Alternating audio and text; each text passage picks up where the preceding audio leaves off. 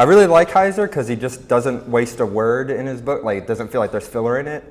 I also kind of hate that fact because it's 60 pages of non-repeat stuff, just, new content. So tried to make it as short as I could. I might cut stuff as we go because it's just a lot, but it's a lot of concepts to prepare you for the rest of the book. This chapter was just a hodgepodge of stuff that does all click together, but you have to see it all at once to see it. But yeah, I thought I'd review what Tom taught us last week and some of the concepts that are going to come back up from the week before. So we learned the gods are real, and Yahweh has a council that he makes decisions with. They were to co-rule at Eden with humans under Yahweh. And to image God means just to represent him. You represent God on earth. Or in the spiritual realm, we are the idols of God is kind of how the text put it. Hey, Christian, Yeah. time out. Does anybody else see a glare on there from the lights? Like it's hard to see or is it just... Ooh. It makes you too dark. I'm fine. I mean, I can be dark. I think it's your angle. What's that? It's probably just your angle. My angle. Yeah. So I just need to sit front row. I think that's what David's saying. You're sort of here. I look you in the eye the whole time. Let me scoot this for a little bit. All right. We also learned last week that Satan and humans rebelled simultaneously at Eden. As a result of this, where humans were punished to death, eventually spiritual death, as well as eventually physical death, and then more toil in ruling the earth than there was going to be if they hadn't sinned. Then Satan became the Lord of the dead. He sought to become the Most High. God's like, you're the most low now. You're going to eat dust. And then some of the sons of God rebelled in Genesis 6 and if mankind was already made evil by Adam and Eve, this fall made them truly wicked, made them far worse than they were before, and also produced giants, which survived the flood and become a big problem later. And then humanity rejects Yahweh again in Genesis 11, and Yahweh places the sons of gods. Y'all are getting proxy gods now, and they're supposed to rule the nations, but then these sons of God also eventually rebel. So, ton of problems. This is a huge mess. God wanted imagers to image himself and create order out of chaos the way he tries to do, and then it just ends up being total chaos. So what's God's plan here? Who are God's people? What's he going to do? So God decides right after the Tower of Babel, I'm going to start a new people. So the 70 nations in the Table of Nations in Genesis 10, the rebel, and are produced from the Tower of Babel. Israel's not in there, and so God's like, I'm going to make a new people. So he picks a man who, as Paul puts it, is as good as dead. Abraham's 90 years old, picks him. He's from where Babylon would be, at least his family is. And picking him when he's this old is important because he's making basically a new people. Adam should not have any kids at 90. Sarai shouldn't have any kids at 90. Abraham, sorry, not Adam. And so he's basically, this is a brand new people. This is his... this is his portion that he's going to use to try to redeem the whole world and kickstart Eden. But there is this weird figure, the angel of Yahweh. Yahweh seems to step into the story. And we're going to go through a bunch of these texts, and at first it's probably not going to seem super important at first, what we're about to go through, but as we keep going, it's going to start to accrue and be like, oh my gosh. Well, I won't spoil what we get to, but... So it says in Acts, right, the glory of God appeared to our forefather Abraham when he was in Mesopotamia before he settled in Haran. At some point, even before what we get in Genesis 12, Yahweh appears to Abraham. The word appeared, it means visibly something was there. Something about God was there in front of Abraham. Going on into Genesis 12, it says, Yahweh said to Abraham, go from country, well, he doesn't appear here, but this promise is important. Go out from your country, your relatives, your father's household, to the land I will show you, and I'll make you into a great nation. I will bless you, and I'll make your name great, so that you will exemplify divine blessing. I will bless those who bless you, and the one who treats you lightly I will curse, so that all the families of the earth may receive a blessing through you. So he makes a promise to Abraham, I'm going to bless all the nations through you. But he appears later to Abraham. So Abraham traveled through the land as far as the oak tree of Moreh at Shechem. At that time, the Canaanites were in the land. And Yahweh appeared to Abraham. To your descendants, I'll give this land. So Abraham built an altar there to Yahweh who had appeared to him. So again, Yahweh visibly appears in some sense. This could be a vision. This could be bodily. At least we don't know this far in the story. Things start to get interesting here. This should be Genesis 15. Don't worry about it. After these things, the word of Yahweh came to Abraham in a vision. So the word of Yahweh coming here. He says, "Do not be afraid, Abram. I'm your shield. Your reward shall be very great." And Abraham said, "O Yahweh, my Lord, what will you give me? I continue to be childless. My heir is Eleazar of Damascus." So he doesn't have an heir that's in his bloodline. Abram said, "Look, you have not given me a descendant, and here a member of my household is my heir." Somebody who just happens to live here. And behold, the word of Yahweh came to him, saying, "This person will not be your heir, but your son will be your heir." And he brought him outside and said, "Look toward the heavens and count the stars, if you're able to count them." And he said, "So shall your offspring be." And he believed Yahweh, and it was reckoned to him as righteousness. So why are we talking about this? This doesn't really seem to have to do what we talked about before. But what's interesting is Yahweh appears to Abraham in a vision, but then he brought him outside. Which an incorporeal thing shouldn't be able to do, right? Visions don't bring you somewhere. You're just there and you see it, right? So that's weird to start off with. This word language, the word appearing to Abraham, is kind of what John is pulling from in his gospel. So in the beginning was the Word, and the Word was with God, and the Word was God. He goes on to say, "The Word became flesh and took up residence among us. We saw his glory, the glory of the one and only from the Father, full of grace and truth." So this is kind of the bucket that John's pulling from in the Old Testament to talk about Jesus as the Word. And this starts to amplify. So Abraham, Jesus is confronting the Pharisees here. They're angry at this moment. He says, "Abraham, your father, rejoiced that he would see my day, and he saw it and was glad." So the Jews said to him, "Are you not 50 years old? How have you seen Abraham?" And Jesus said to them, "Truly, truly, I say to you, before Abraham was, I am." So there's this word that appears to Abraham back in the Old Testament. John is saying Jesus is that word, and then here Jesus is saying, I was there with Abraham. Abraham rejoiced to see me. Later on, as we move on to Samuel, Samuel's a boy here, and he keeps hearing this voice, and he thinks it's his mentor Eli calling him the high priest. And then eventually Eli realizes this is the voice of Yahweh, and so he tells him what to do next time he hears it. It says, and this is where we pick up in the story, "Then Yahweh came and stood there and called out as before, 'Samuel, Samuel.' And Samuel said, 'Speak, because your servant is listening.' And Samuel grew up, and Yahweh was with him. And he did not allow any of his prophecies to go unfulfilled. All Israel, from Dan to Beersheba, realized that Samuel was faithful to the prophet as the prophet to Yahweh. And Yahweh appeared again in Shiloh, and Yahweh revealed himself to Samuel in Shiloh through the word of Yahweh." Yeah.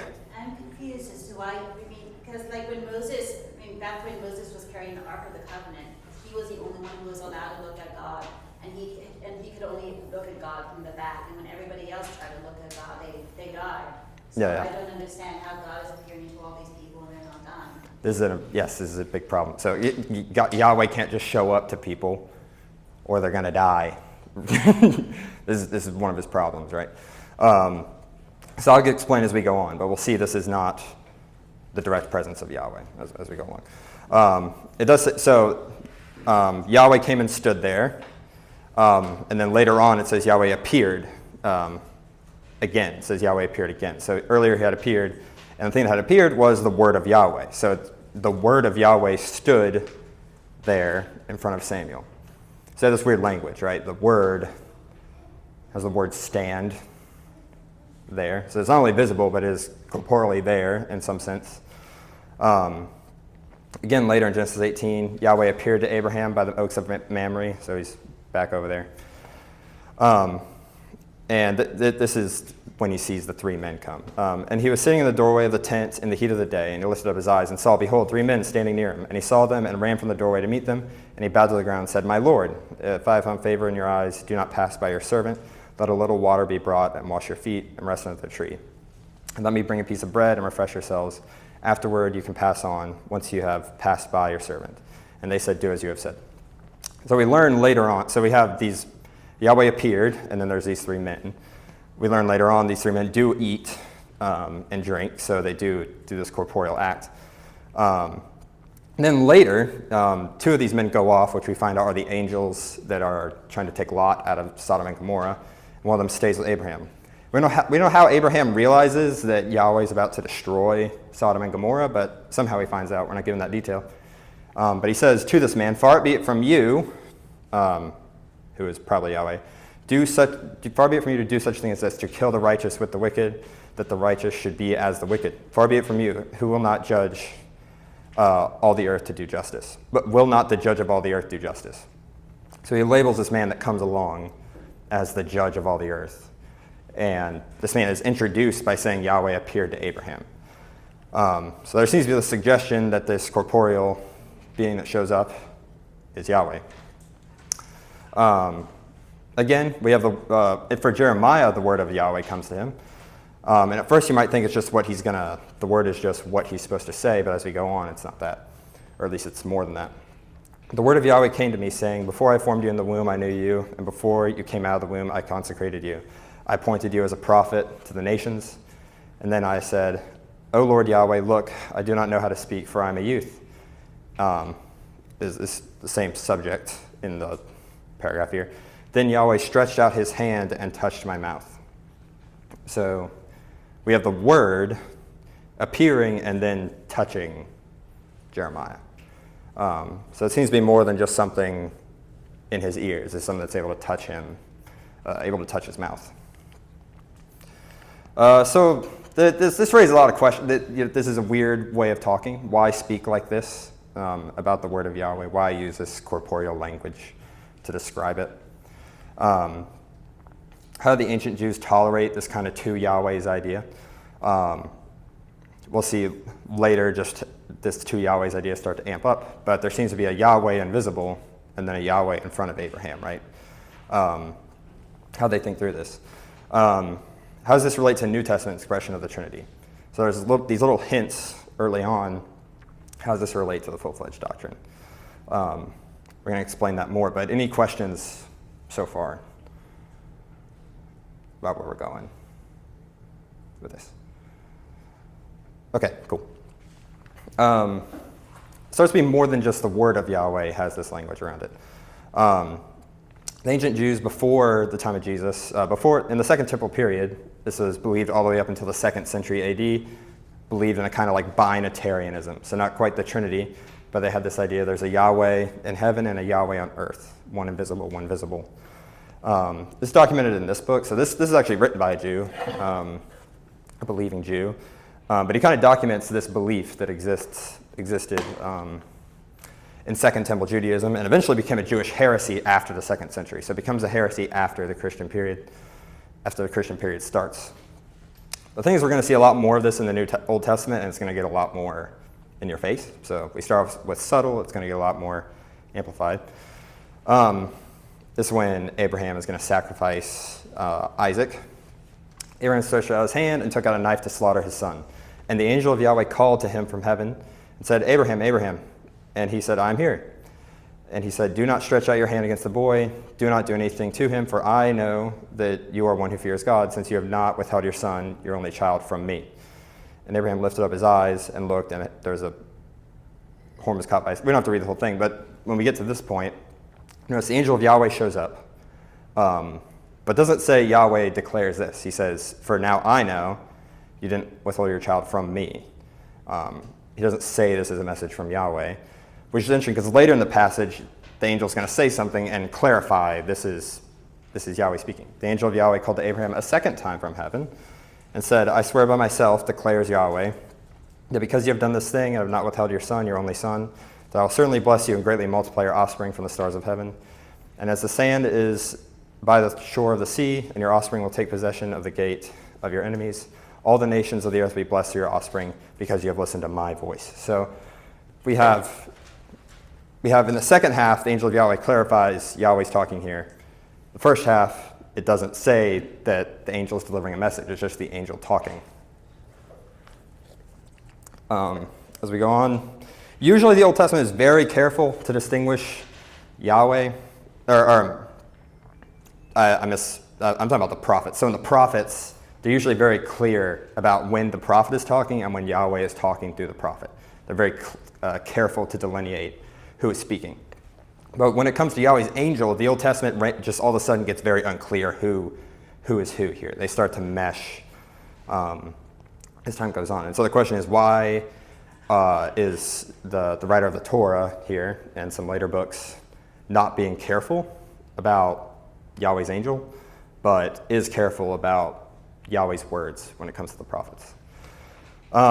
This ambiguity just gets more and more intense as we go on. We're not going to go through Isaac, but Yahweh also appears to Isaac. The word of Yahweh appears to Isaac again in Genesis 26. But we're going to move on to Jacob now. So there's Abraham, his son Isaac. We don't get a lot of details about Isaac in Genesis, but we do get a lot about Jacob. So in this passage, Jacob is fleeing from his brother Esau to Haran. And then he comes across what's called Jacob's ladder. You probably heard the story. And he dreamed, and behold, a stairway was set on the earth, and its top touched the heavens. And behold, angels of God were going up and down on it. And behold, Yahweh was standing beside him. And he said, I am Yahweh, the God of Abraham, your father Isaac. So Yahweh's beside him. There's angels, Malachim, going up and down. It's traditionally called a ladder, but it's probably something like a ziggurat. But anyway, Yahweh's beside him. And then Yahweh reiterates the covenant he made with Abraham. You're going to be a great nation, Jacob. Then Jacob awoke from his sleep and said, surely Yahweh is indeed in this place, and I did not know. And this is interesting because this is kind of the moment when Jacob starts to be loyal to Yahweh. So earlier in the story, Jacob is kind of flip-floppy on Yahweh. He's kind of like, maybe Yahweh will deliver me, maybe he won't. This is kind of where that vacillation starts to happen. Yahweh makes these promises, and he's like, I'm going to stick with Yahweh, see if this God is the real God or not. We'll see. And he calls this place the house of God and erects a pillar there. Later, let's see, where are we in the story? Yahweh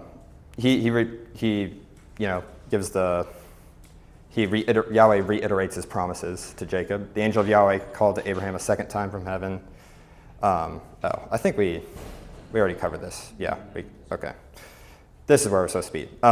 So later on in Jacob's story, the angel of God comes to him. It says, the angel of God said to me in a dream, Jacob, and he said, here I am. He said, lift up your eyes and see, all the rams mounting on the flock, streaked, speckled, and dappled, for I have seen that all that Laban is doing. I am the God of Bethel, where you anointed the stone pillar, where you made a vow to me. Now go up from this land and return to the land of your birth. So, again, the angel of God does not delineate who's talking here. He says, I am the God of Bethel, where you anointed a stone pillar. And we'd expect the author to be more clear here. But later, again, Jacob's going to muddy the waters even more. So before Jacob goes back to meet Esau, he's on his way back to meet his brother, and he's scared that his brother's going to kill him. That he still has a grudge against him. So Jacob remains alone. He sends all of his family. And a man wrestled with him until the breaking of dawn. And when he saw that he could not prevail against him, he struck his hip socket, so that Jacob's hip socket was sprained as he wrestled him. Then he said, let me go, for dawn is breaking. But he answered, I will not let you go unless you bless me. Then he said to him, what is your name? He said, my name is Jacob. And he said, your name shall no longer be called Jacob, but Israel, for you have struggled with God and with men and have prevailed. And Jacob asked, please tell me your name. And he said, why do you ask for my name? And he blessed him there. Then Jacob called the place the name Peniel, which means I've seen God face to face, and my life was spared. Now, as we talked about Elohim, the word Elohim used for God, that could mean God Almighty. It could also just mean any spiritual being.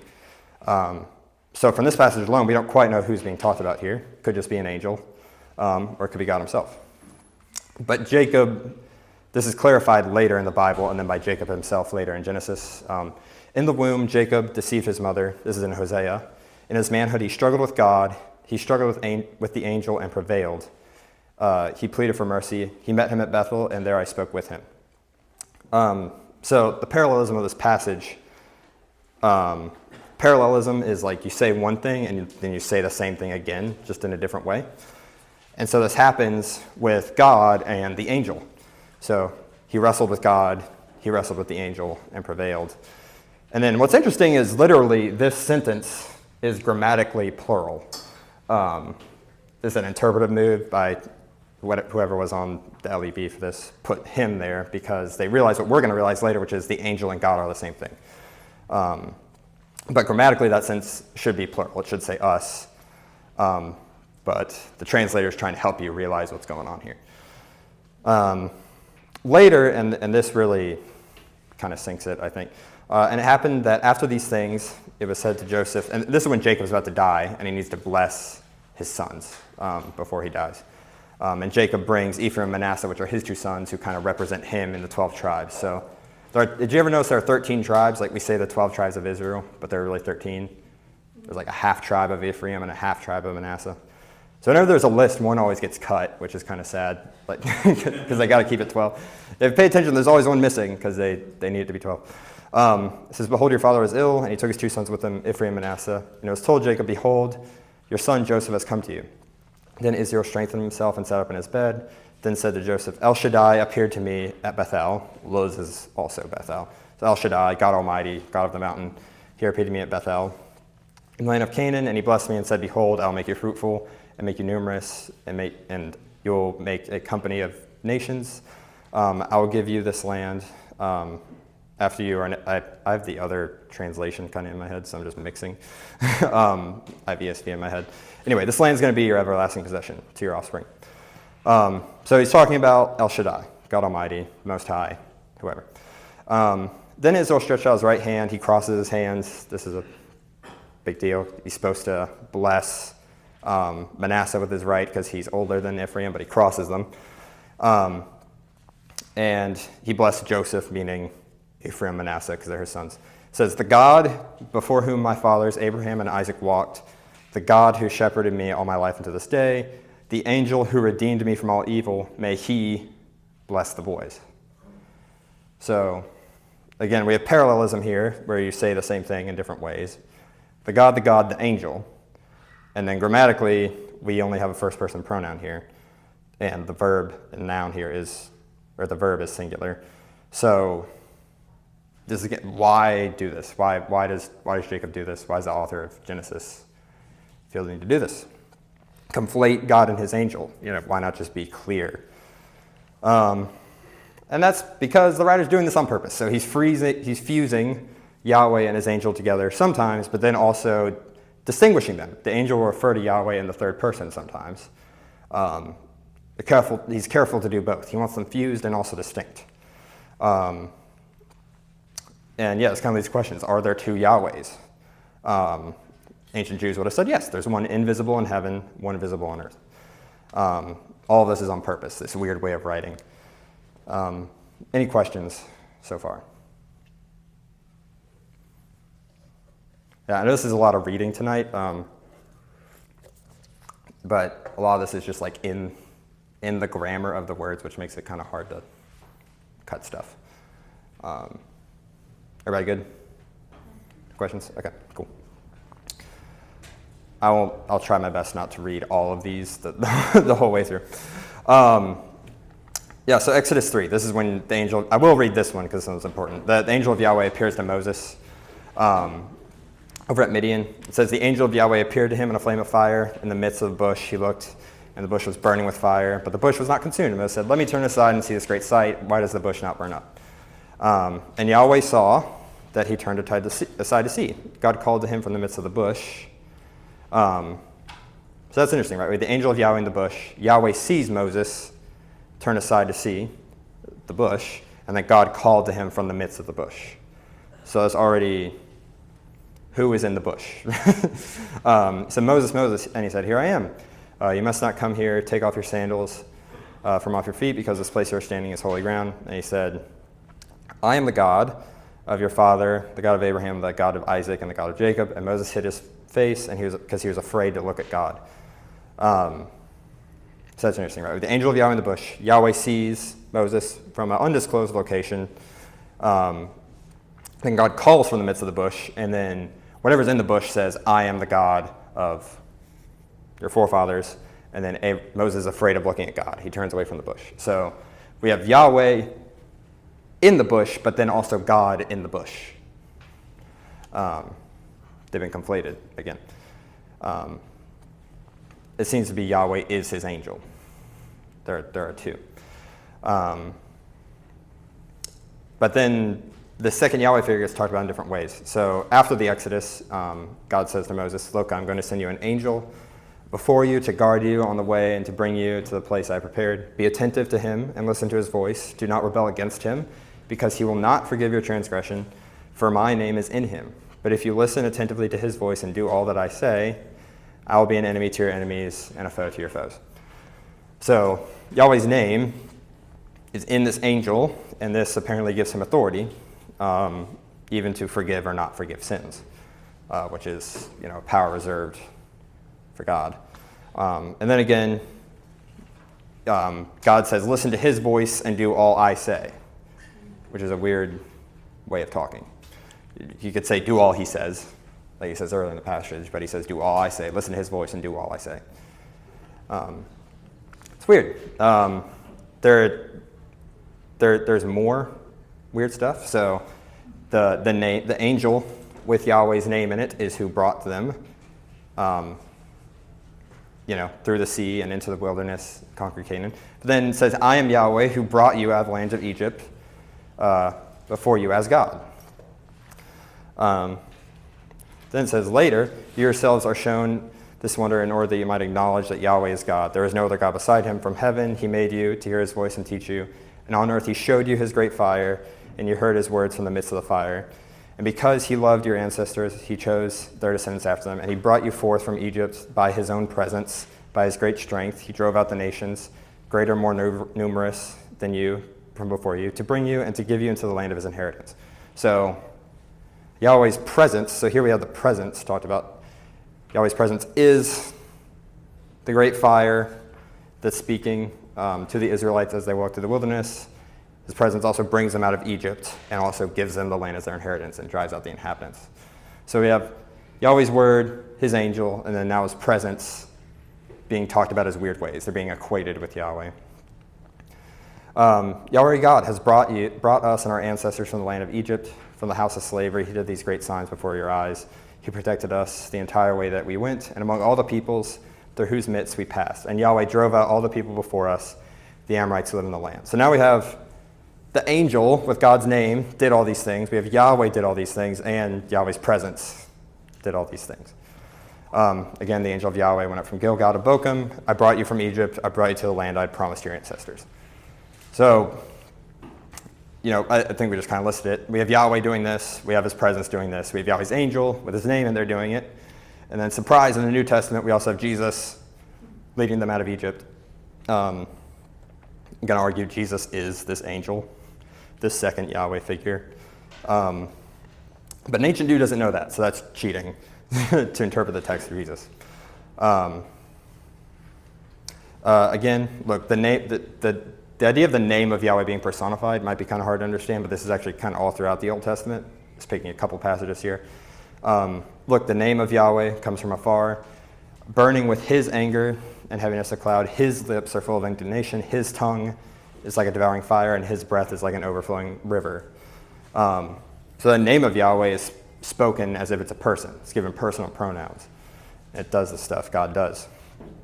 Again, may Yahweh answer you in the day of trouble. May Jacob's God, the name of Jacob's God, protect you. Some boast in chariots, some in horses, but we boast in the name of Yahweh, our God. Yahweh's our God. The name of Yahweh is not our God, right? The name of Jacob's God protect you. Names can't protect you. A God can protect you. The name of a God can't protect you. So there seems to be something more going on here. Again, more weird name stuff. You must completely demolish all the places there where they serve their gods, that is, the nations who you're about to dispossess. So this is before invading Canaan.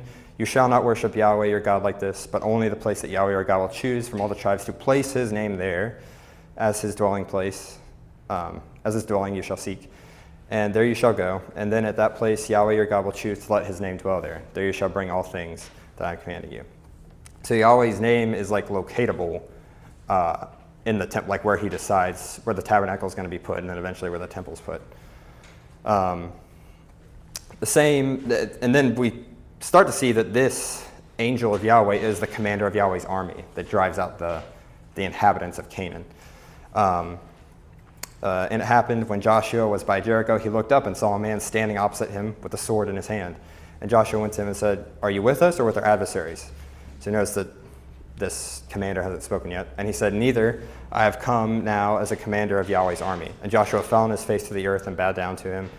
"What is my Lord commanding his servant?" The commander of Yahweh's army said, "Joshua, take off your sandals from your feet, for this place you are standing is holy ground."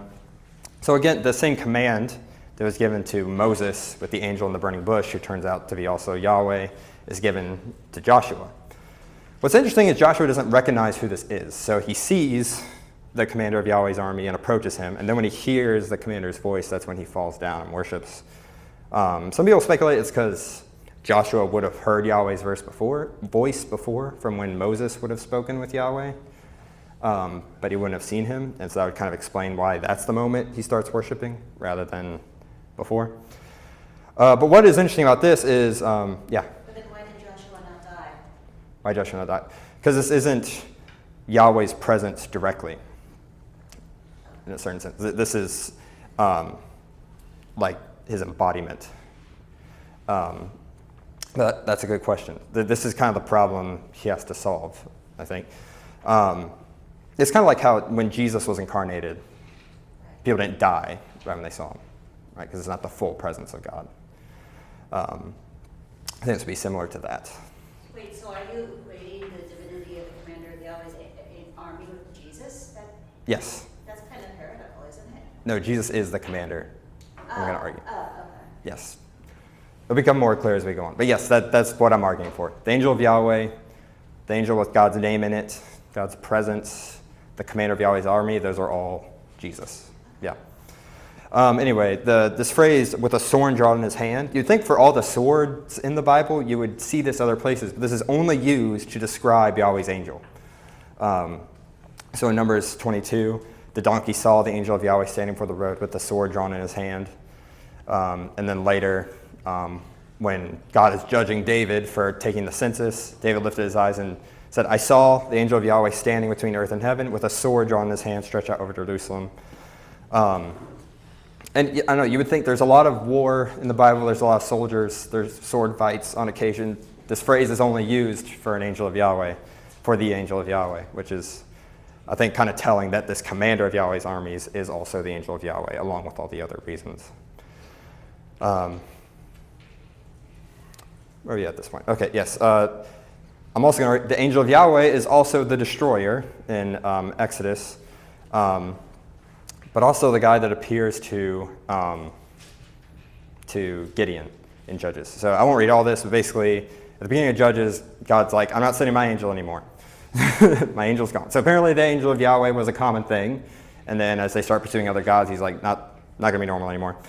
But then later, the angel of Yahweh shows up to Gideon, who's one of the judges.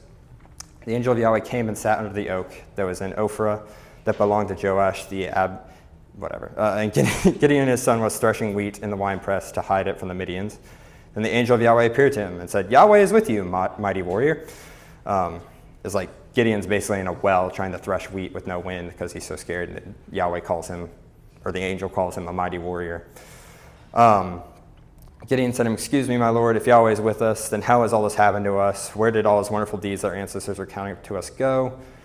Saying, "Did not Yahweh bring us up from Egypt? But Yahweh has forsaken us. He has given us into the palm of Midian." Yeah.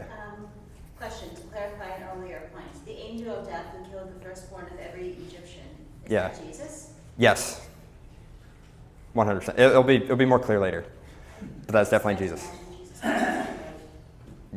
Yeah. Well, we'll get more into it later. But yes, Jesus absolutely would do this.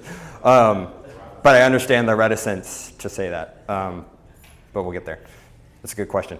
I'll get more into the Exodus stuff later and how this connects to Jesus. But Yahweh returned to him saying,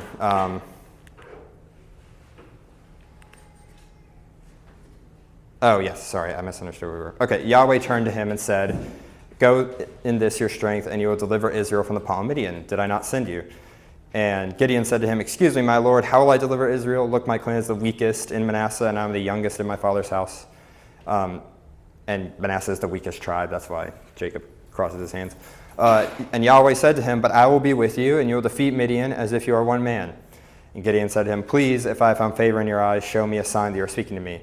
Please do not depart from here, and I will come back to you and bring a gift and set it before you." And he said, "I will stay until you return." And Gideon went and prepared. So anywho, what's important here is that they're going back and forth. It says, "And Yahweh said to Gideon." So it's repeatedly said, "This is Yahweh." Gideon doesn't know he's talking to Yahweh, but it doesn't say the angel of Yahweh turned to him. It says Yahweh did. As the reader of the story, looking in, we can see that it's Yahweh talking to him. Gideon went and prepared a young goat and unleavened cakes from an ephah of flour. He put meat in a basket, and the broth he put in a pot, and he brought them under the oak and presented them. It's also interesting the angel of God's under an oak, but don't know why. The angel of God said to him, "Take the meat and the unleavened cakes, put them on the rock, and pour the broth over it." And he did so. And the angel of Yahweh reached out with the tip of his staff, with his hand, touched the meat and the unleavened cakes, and the fire went up from the rock and consumed the meat and the unleavened bread. And the angel of Yahweh went from his sight. And Gideon realized he was in the presence of the angel of Yahweh. So Gideon had no idea until this moment. And Gideon said, "Oh, my Lord Yahweh, for now I have seen the angel of Yahweh face to face." And Yahweh said to him, so Yahweh's still here. The angel of Yahweh left. It was Yahweh talking, but somehow Yahweh's still talking to Gideon. Yahweh said to him, "Peace be with you. Do not fear. You'll not die." And Gideon built an altar to Yahweh, and he called it Yahweh is peace. To this day, it is still known by the Abiya's rights. I don't know how to say that, but you see, we have the angel of Yahweh. We have the angel of Yahweh just called Yahweh. Just Yahweh's in the conversation, and then that angel leaves, but then Yahweh's still talking. So this is how we get a visible Yahweh here and an invisible Yahweh in the heavens idea. Basically, the theology of the Trinity did not originate in the New Testament. You've kind of been exposed to some of its Old Testament roots. There's more we could get into, but we have a lot to get to. So the two Yahweh theology is why early Christians did not struggle with the idea of Jesus' incarnation and him claiming to be Yahweh. This is why they don't have a problem with it. The two powers in heaven theology was common among Jews until the 2nd century AD, and that's when it became heretical. Likely because Christianity, I mean, that's what Siegel argues in his book, and he's not a Christian, is that this became heretical because of the Christian movement had such a good explanation for what this was with Jesus. And so Jews stopped believing it at that point, at least the ones that remained Jews that didn't become Christians. So questions so far? Yes, Lydia? Sure, but because of the whole sword thing, would you say that the angel of the garden is also Christ, or no? The cherubim, like guarding? Mm-hmm. No. Okay. Yeah. Just weird, because you said, added the sword connection. Oh, with the flame of fire? Yes. I mean, I guess in principle, maybe it could. I mean, it'd be weird to call Jesus a cherubim, I would say, when he's already a malach, a messenger, an angel. I just don't know what role he would serve. But I guess we can't definitively say no. But yeah, just because an angel has a sword, right, doesn't mean it's the angel of Yahweh. It's a specific phrase that's only used for Yahweh's angel, and then the commander of Yahweh's armies, or captain of Yahweh's armies. You might have heard it that way. But that's an interesting speculation, because I also wouldn't have expected Satan to be a cherubim, as we learned last week. So, all right. Any other questions?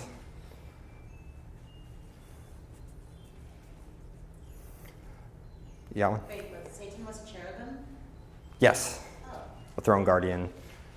It's okay, I listened to last week's thing on the podcast and must have missed that. Oh, it's okay. He says like you were a cherubim, which cherubim are supposed to be throne guardians. This is why cherubim are always present where heaven and earth are supposed to meet. Oh, I always so. Isn't there something higher than a cherubim? Yeah. So a cherubim wouldn't be making decisions on the council. I kind of assumed that Satan was God's right hand before he fell. I'm going to necessarily, just because he's not making decisions right doesn't mean he's high up. I mean, he's guarding the king of the universe, so to speak. So they'd be like a high, it's all in Psalm 20 or Ezekiel 28 where we get this. It says he's like, some of the most majestic and wise of all creatures. So yeah, pretty interesting. Yeah. Any other questions before we move along? I guess that word structure when he says to do all my words, right? His words, the reader would just think it's a proxy of God. Yes. He knows that this is God speaking through someone. Yeah. Yes, but it is weird because he says, Yahweh earlier says, do all he says.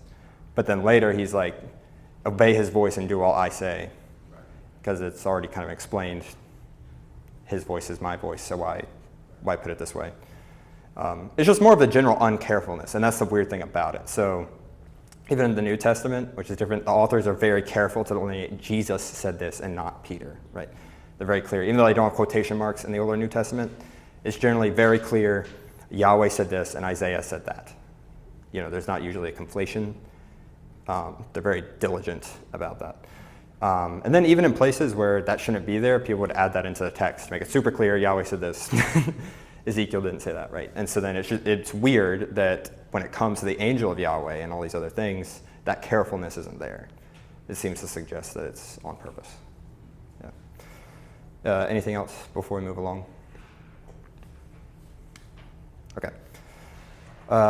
Yahweh versus the gods. So we're going to switch gears a little bit here, but what we talked about will be relevant as we go along. So God promises the land to Abraham.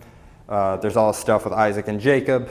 Eventually Joseph comes along and his family is able to flee to Egypt where they survive the famine, but then they're stuck in Egypt and enslaved and persecuted there. And so why does God allow Israel to be in Egypt this long? Anybody have any guesses, maybe? Speculations?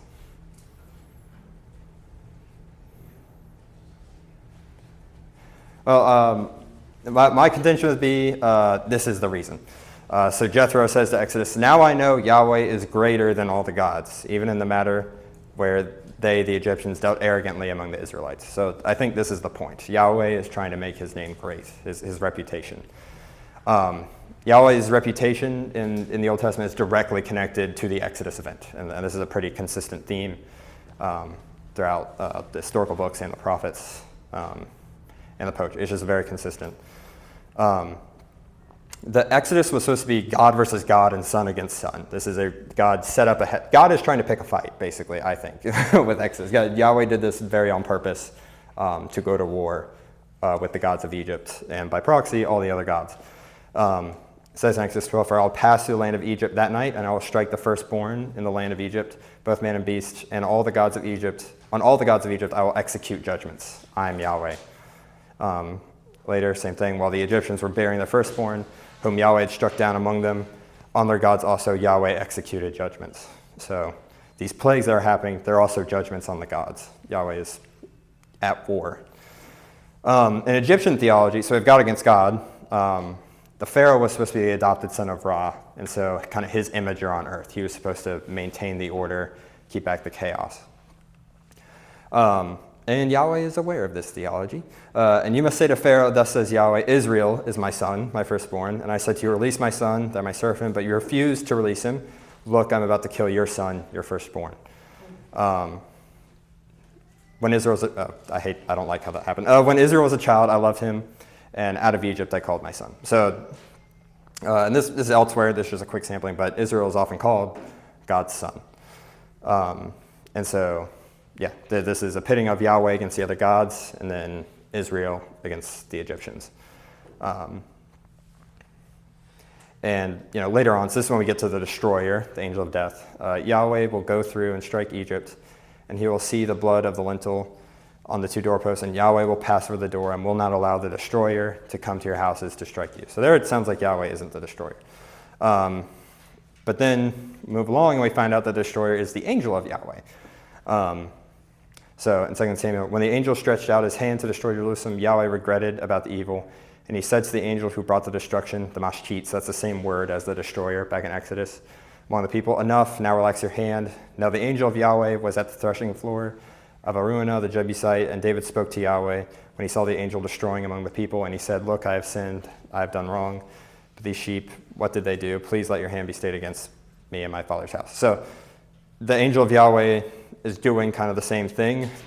This is a very specific word for destroying, by the way. Like there are other words in Hebrew you could use for this. So this seems to be kind of deliberate, the same sort of thing happening. And then it's alluded to very heavily in Zechariah. So on the day of Yahweh, I will put a shield around the inhabitants of Jerusalem, and the one who stumbles among them on that day will be like David. The house of David will be like God, like the angel of Yahweh before them. And then on that day I will seek to destroy all the nations coming against Jerusalem. I will pour on the house of David and the inhabitants of Jerusalem a spirit of grace and supplication, and they will look to me whom they have pierced.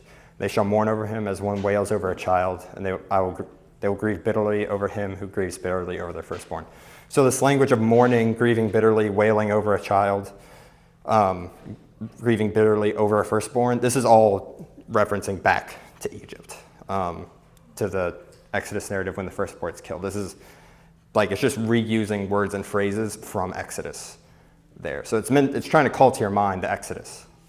And so this destroyer in Zechariah seems to also be the one back in Exodus, but in Zechariah, it's the angel of Yahweh. In Isaiah 37, so when the Assyrians are coming and God kills 150,000 Assyrians outside of Jerusalem, they're totally going to win, Isaiah says that was the angel of Yahweh. So it seems the angel of Yahweh is the destroyer, and the angel of Yahweh is Yahweh, and yes, Jesus. And I would say this is something Jesus would do, just to circle back to your question, because one of the big pools of imagery that Revelation is going to pull from is from Exodus. So that's where and all the tales retelling Exodus in different ways. And Jesus in Revelation is going to come back with a sword in his mouth, right, to destroy. He's going to delete the world, basically, slowly, painfully, over time. Deletes the sky, deletes under the earth, deletes the earth. So he returns basically in divine warrior imagery, which is used throughout the Old Testament. Yahweh is the warrior fighting on our behalf. Jesus comes back with all that imagery. So Jesus is the one who saves us. He's also the angel of death. So Yahweh is his angel, who is the destroyer. And it seems the point of this is also that Yahweh is incomparable. So in Exodus 15, which is a retelling of the Exodus narrative in poetic form, right after they cross the Red Sea, it says, "Who is like you among the gods, Yahweh? Who is like you, glorious in holiness, awesome in praiseworthy actions, doing wonders?" God wanted this head-to-head to prove that he is above all the other gods. So I think that's why Israel is in Egypt. There's more imagery about this, basically Yahweh not only defeating the gods, but defeating chaos, which is what Pharaoh was supposed to do. So Pharaoh was supposed to order the chaos. But Psalm 74 does some pretty crazy things, and I'll unpack this for you if you haven't read this before. But Yahweh has been my king from long ago, working salvation in the midst of the earth. You split open the sea by your strength. You broke the heads of the sea monsters in the waters. You crushed the heads of Leviathan. You gave him as food to the desert-dwelling creatures. You split open the spring and the wadi. You dried up the ever-flowing rivers. Yours is the day. Yours is also the night. You established the light and the sun. You defined all the boundaries of the earth. Summer and winter, you formed them. So in Psalm 74, it's pulling from two things. So it's pulling from the creation account in Genesis 1, and it's also pulling from the Exodus narrative. But this language of Yahweh breaking the heads of the sea monsters, defeating the sea, crushing the heads of Leviathan, this is referring back to Genesis 1. So in Genesis, God defeats the chaos, right? He just separates chaos from order. And so Psalm 74 and other places is going to retell the creation story as if God has killed a dragon. So a dragon represents chaos. And this is what Yahweh does in creation. It's going to relate that to the Exodus narrative. So Psalm 74 pulls from imagery, from creation and Exodus. It also pulls from imagery from the Baal cycle. So Baal, in the Baal cycle, defeats Yam, Tanum, and Litanu, which I think you can see pretty clearly. Yam, Taninim, Litan. These are pretty similar words, and they also mean the same things. So this is kind of a shot at the Baal cycle. Yahweh did that, not Baal. But in that story, Baal is supposed to order things, right? He's supposed to secure everlasting. He secures everlasting dominion by defeating these other gods. The theological messaging: God is the one who conquered the chaos at the beginning of time, and he maintains order now, not Pharaoh. So Pharaoh is later in Ezekiel 29, I think. Yes, going to be called the Rahav, which is just another way of saying Leviathan, basically. And he's thrown into the desert for creatures to eat him. the same thing happens in Psalm 74. So this messaging is basically, Pharaoh, you're just like the chaos at the beginning of time. You don't maintain the order, God does. I think the messaging is, Pharaoh's not Lord, Ra is not God, Yahweh is our king, and he is on our side. That's kind of the point of the imagery here. Any questions so far about that? How Yahweh's attacking the gods and other theological systems just with this act? Sweet. All right, we're doing better on time than I thought we would. I think I might have overcompensated and just gone really fast because I knew we had a lot to cover. Now we're going to get into more weird stuff you might not have heard before.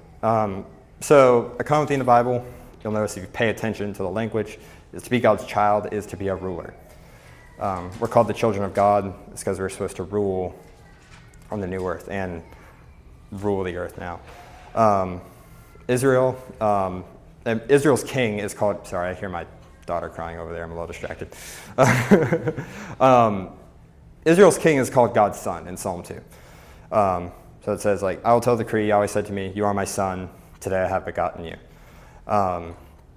Later, this psalm is repurposed for believers. So we will share in the Messiah's rule. In Revelation 2 and 3, this is kind of said. So Jesus says to the churches, the one who conquers and who keeps my works until the end, I will give him the authority over the nations, give him authority over the nations. And this is the direct quote from Psalm 2, so not verse 7, but elsewhere in Psalm 2. He will shepherd them with a rod of iron, and he will break them in pieces like jars made of clay, as I also received from my Father, and I will give him the morning star. Then later in Revelation 3, to the one who conquers, I will grant to him to sit down with me on my throne, and also, as I also have conquered and sat down with my Father on his throne. So Psalm 2 is about Israel's king. This is an inauguration psalm. It's clearly overhyped. No Israelite king could ever accomplish this. It's messianic for Jesus. And then Jesus in Revelation applies that psalm to us, to those who conquer, right? Those who endure to the end. So this is why God wants to adopt us as sons, as we are to rule with him. For you are all sons of God through faith in Christ Jesus. For as many of you as were baptized into Christ have put on Christ. There is neither Jew or Greek, neither is there slave or free, there is neither male or female. For you are all one in Christ Jesus. If you are Christ, then you are descendants of Abraham, heirs according to the promise. So if you are a descendant of Abraham, which means you have faith in Jesus, you're an heir according to the promise. If you're an heir, you're a son. This is also what Israel was supposed to be, right? So right when we get out of Egypt, God is basically trying to jumpstart Eden, trying to restart Edenic rule with Israel. Israel is supposed to be a kingdom of priests and a holy nation. And this is where it starts. So there is this divine council scene right at Mount Sinai where where it kicks off the rest of the narrative for the Old Testament. And to Moses he said, go up to Yahweh, you and Aaron, Nadab and Abihu, and the 70 elders from Israel, and you will worship at a distance. And Moses alone will come near to Yahweh, and they will not come near, and the people will not go with them. Moses and Aaron and Nadab and Abihu and the 70 from the elders of Israel went up, and they saw the God of Israel. And what was under his feet was like sapphire tile work, like the very heavens for clearness. And toward the leaders of the Israelites he did not stretch out his hand, and they beheld God, and they ate and they drank. So there are a few pieces of imagery here that are really important. One is this 70 elders of Israel language. So 70 from the elders of Israel, so it seems there's more, but why pick 70 here? Well, also in the Baal cycle, right? So God's divine council, or Baal's council, has 70 elders on it. 70 other gods, right? But God's trying to use Israel as the new Eden to rule through. There's also this language of sapphire tower work, like the very heavens for clearness. This is basically almost a direct quote from the Baal cycle, where Baal's tent is on top of Mount Zaphon, which is where the divine council meets. So the biblical authors are using that imagery to convey a divine council scene. And this language of the ate and the drank is going to be important later. But just try to keep this in the back of your head. Yahweh describes his council members as elders sometimes. So this is from Isaiah's little apocalypse. Isaiah 24-27 is like the apocalypse in Isaiah. It says, Yahweh will punish the hosts of heaven, which, as we talked before, the stars are oftentimes proxies for the gods. imagery representing the gods. And the kings of the earth on the earth, they'll be gathered in a gathering like a prisoner in a pit, and they'll be shut in a prison and be punished after many days. I would argue that's a reference back to Genesis 6, but it's not the point right now. The full moon will be ashamed, the sun will be ashamed, more astral imagery. For Yahweh of hosts will rule on Mount Zion and in Jerusalem before his elders in glory. So there's a divine council scene in Revelation 4 and 5, right, where the elders invest power into the Lamb, right, because he is worthy to open the scroll. So that's just another instance of elder language being used for the divine council. Yahweh is trying to restart Eden and Edenic rule through Israel, but his mission continues with the church. So that's us now. So I'm not saying we completely replace Israel in every way, but as believers in Christ, we are the way he's trying to jumpstart Eden now. So we will replace the sons of God who rebelled on the divine council. And this is made more clear in Revelation, but there are some references elsewhere in the New Testament. So, but as many as received him, to those who believed in his name, he gave them the authority to become the children of God. See what sort of love the Father has given us, that he called us the children of God, and we are. So John cares a lot about this, as you've noticed, the stuff we're tracking with. John in his gospel and his letters and in Revelation, he's pulling from all this stuff all the time. But Paul also picks up on it, right? So do not know that we will judge angels, not to mention ordinary matters. So the Corinthians are suing each other over petty concerns, and he's frustrated. He's like, don't you know we're going to judge angels? Like, our job is going to be, like, you can't solve disputes yourself. You're going to the civil authority to figure that out, and you can't figure this out yourselves. So this was promised to Abraham, that his descendants would rule. Star language usually regularly refers to divinity or glorification in the Bible. And it's just kind of a consistent theme throughout a lot of books. So in the promise to Abraham in Genesis 15, he brought him outside. Look to the stars of heaven and count the stars if you're able to count them. He said, so shall your offspring be. It seems that this promise was qualitative as well as quantitative. So there'll be as many as the stars, but they'll also be like the stars as far as ruling. And one of the reasons for thinking this, there's quite a few. This is how the Second Temple Jews took it in a lot of their writings. But the way Paul refers back to this in Romans 4 kind of suggests this. So Paul says, so that Abraham became the father of many nations according to what was said, so will your descendants be. For the promise to Abraham or to his descendants is that he would be heir of the world. He was not through the law, but through the righteousness by faith. So the promises to Abraham and to his descendants is they'll be heirs of the world. Abraham became the father of many nations, so will your descendants be. It's just a quote from Heiser because I thought like he worded this very well. Paul's logic makes sense if believers are Yahweh's children, especially given the merging of humanity with the divine presence back in Eden. Even now we are sharers in the divine nature, from 2 Peter. But one day we'll be made like Jesus. 1 John 3 especially is clear on this, and rule with him over the nations. Believers, the spiritual offspring of Abraham, will ultimately reverse the disinheritance of the nations along with the curse of death that extended from Eden's failure. So there's a big job ahead of us, basically. We're supposed to inherit and rule. Yes? Are you saying that believers are going to replace all the Elohim that rebelled, so that we're taking their place? Yes. Oh, okay. That's what God's wanted all along. We can't get into it now, but that's part of the elder imagery in Revelation 4 and 5.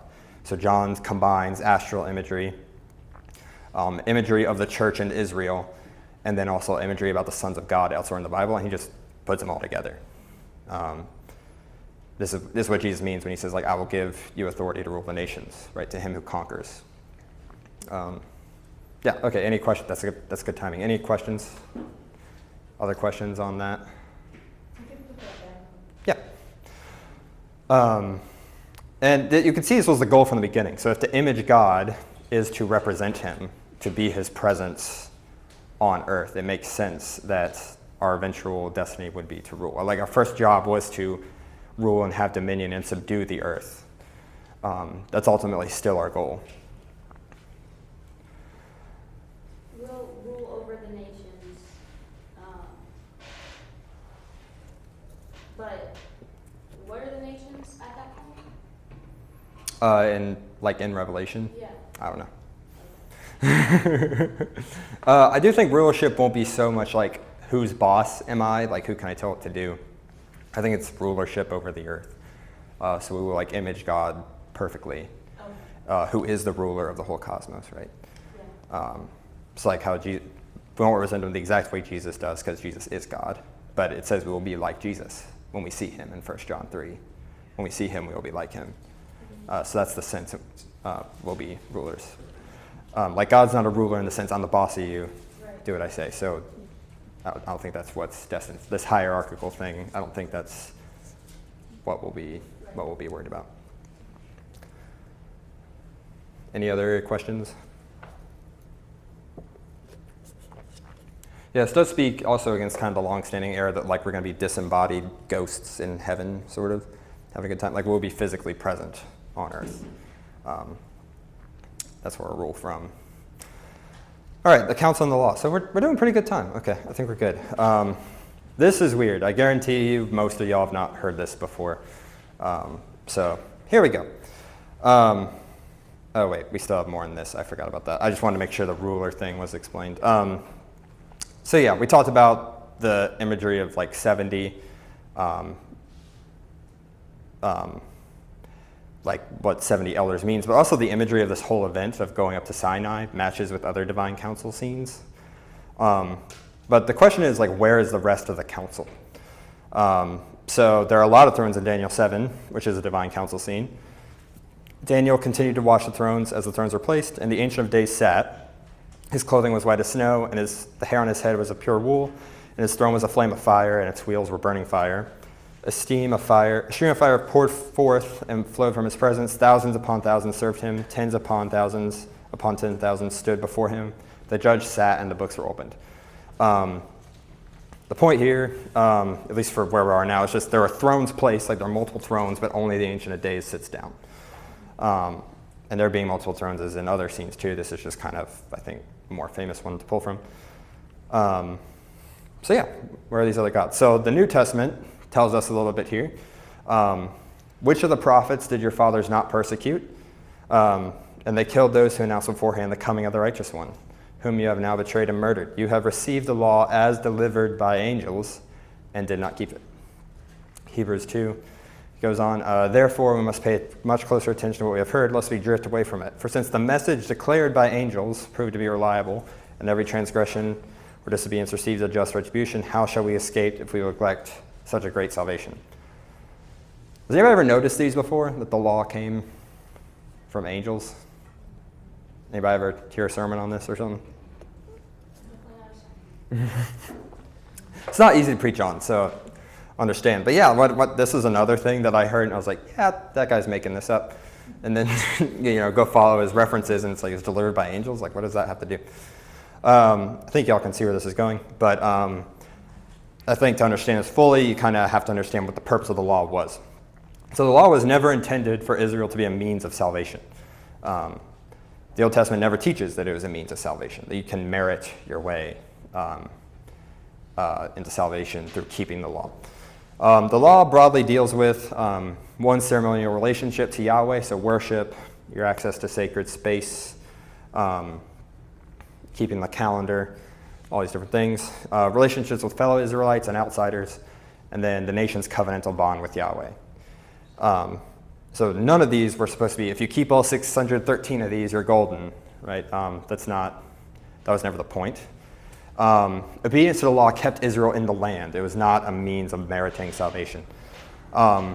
Legalism, so the idea that we do need to keep all these rules to stay saved, came about in Judaism after the complete trauma of the Babylonian exile. So a Jew after the Babylonian exile would go back and read these laws and see, oh, that's exactly what Yahweh said would happen if we did that. So I think I try to be as rigorous as possible to keep all these rules, and eventually that morphs into keeping all these laws keeps you in good standing with Yahweh. Believing loyalty, so faith, has always been the heart of salvation. It has never been rules. All right, the Old Testament does not preach works salvation. That was never the point. Your Israelite would understand, I'm saved because I'm on Yahweh's team.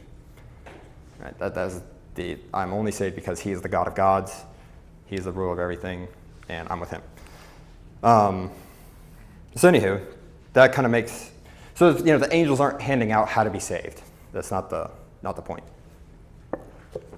Now, angels being at Mount Sinai isn't in the Masoretic text, so this would be how we get the Old Testament through Hebrew. So the original language is written in, but in the Septuagint they are there, which is the Greek translation made around 200 BC. But the issue is it's not a translation from the Masoretic text. So the Septuagint is from a different textual tradition. There are 3 Old Testament textual traditions, and the Septuagint is the other one. So there's not necessarily a reason to say we have to go with the Masoretic text if it disagrees with the Septuagint. We kind of have to go on a case-by-case basis. Was this a poor translation? Did they have a faulty manuscript they were translating out of? It gets very complicated. But I think we should favor the Septuagint because the New Testament just says so. So anywho, if you want proof the Septuagint says it, I have it over here. An English translation of it. But Heiser also provides it. So in the Masoretic text, when Moses goes up to Sinai, it says he came with myriads of holy ones. Oh, well, Moses went up to Sinai, sorry. He came with myriads of holy ones, and in his right hand a fiery law for them. Moreover, he loves his people. All the holy ones were in your hand, and they bowed down to your feet. Each one accepted directions from you. So anyway, this kind of sounds, the holy ones are probably Israel in the Masoretic text. You could take it maybe as God's counsel, but it sounds more like Israel. But in the Septuagint, it just says, he made haste from Mount Paran with tens of thousands of Kadesh at his right, his angels with him. So this event when the law is handed down, in Deuteronomy 33 in the Septuagint, it says that there are angels with him. So this also explains a really weird comment in Galatians. So this has been called one of the most confusing passages in the New Testament by one scholar famously. But Paul says in Galatians 3, why then was the law given? It was added because of transgressions. That's an allusion to Enoch, actually, but we won't get into that. Until the arrival of the descendant to whom the promise had been made. It was administered through angels by an intermediary. Now, an intermediary is not for one party alone, but God is one. So Paul throws in a bunch of random, he's quoting Enoch and then also referring to angels and also an intermediary and also this God is one stuff. That's why this has been called one of the most confusing knots in the New Testament. But this actually gets solved pretty quickly, actually, when you have the divine council worldview and you see what's going on, and you also have the ancient Near Eastern context. So in Deuteronomy 9, Moses recounting again, going to Sinai. When I went up to the mountain to receive the stone tablets, the tablets of the covenant that Yahweh made with you, and remained on the mountain 40 days and 40 nights, I did not eat and I did not drink water. And Yahweh gave me 2 tablets of stone, written with the finger of God, and on them was the writing according to all the words that Yahweh spoke with you on the mountain, from the midst of fire on the days of assembly. So what's interesting here is Yahweh gave him the tablets written with the finger of God. So again, we have more embodiment language, like God embodied, which would suggest the second Yahweh figure. So yeah, remember the embodied Yahweh figure from before, the Yahweh visible. The intermediary, I would argue, was Yahweh's angel. So the angel of Yahweh, that was who the intermediary is. And this interpretation is supported by Second Temple texts. So in Jubilees 1 and also in Josephus' Antiquities, they take it to mean this. And these are extra biblical texts, but I kind of want to give a note on that. So in this series, we have quoted a lot of extra biblical texts. And I kind of want to explain why we do that. So the Second Temple period is from around 400, maybe a little earlier, to 70 AD. So when the Second Temple was destroyed. As it was being built to when it was destroyed. Second Temple period. You might have heard it called the intertestamental period. So it's 500 years that are slightly into the Old Testament and slightly into the New Testament. These are important because the New Testament is a Second Temple Judaism document. It is created by Second Temple Jews. So their bucket of imagery and the works they're coming to, the ideas they're coming to doing this with are these Second Temple texts. So I would reckon it to, if we were interpreting the Constitution, it would be really helpful. Like we could get pretty far if we just had the Constitution just by itself, but we would have questions. Like one of the big classic debates is the difference between the enumerated and implied powers. Won't get into that, but that's been a debate our country's entire history, basically. it'd be really helpful, and it is helpful if we have like the anti-federalist papers and the federalist papers and the Declaration of Independence and the Magna Carta and Common Sense by Thomas Paine, like all these works before, during, and after the time was written. We can understand the debates that were going on at the time, and it helps us interpret the text. So when we cite a source like Jubilees or First Enoch, we're not saying that it is inspired the way the Old Testament or New Testament is. We're saying it's informative, especially since so many New Testament writers quote or allude to First Enoch so heavily. Same thing with the Deuterocanon. So that's why we go to these texts, is because it tells us a Jew around the time Jesus was living, what did he think was happening? That's why we refer to these. What I'm thinking happened is Yahweh gives the law to the Israelites through the intermediary, who is the second Yahweh. But that doesn't explain who are the angels that administered this. I'm going to argue these angels served as witnesses. So, ancient Near Eastern vassal treaties. Going to learn a bit of ancient Near Eastern stuff today. So the Bible uses this literary convention all the time. A covenantal treaty, a vassal treaty. A vassal means lower person. A suzerain is the person with the power in the treaty, basically.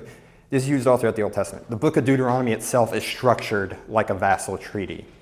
The whole thing is built around this structure, which is just fascinating.